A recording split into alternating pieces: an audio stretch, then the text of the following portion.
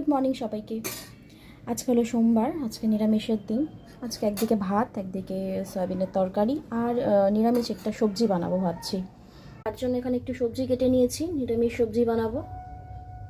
নিরামিষে তো কী করবো না সত্যিই বুঝতে পারি না। নিরামিষের দিন সত্যিই বড় অসুবিধায় পড়ে যাই, যে কী রান্না করব বুঝেই পারি না। আর দেখবে নিরামিষের দিনে এক পদ বা দু পদ দিয়ে যেন ভালোই লাগে না, একটা ভাজা হবে, একটা ডাল হবে, হ্যাঁ, তবে গিয়ে ভালো লাগে। এদিকে অভিজিতের তো নিরামিষ মানে খুব একটা পছন্দ করে না, শুধু সয়াবিনটা মেয়ে আর অভিজিৎ দুজনেই খেতে জন্য আমাকে সয়াবিনটা করতেই হয় এভরি মানডে মানডে করে।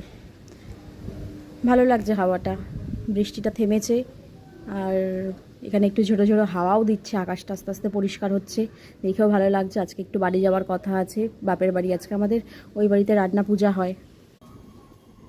দেখো ছাদটা পরিষ্কার করার পরে এতটা ভালো লাগছে দেখতে।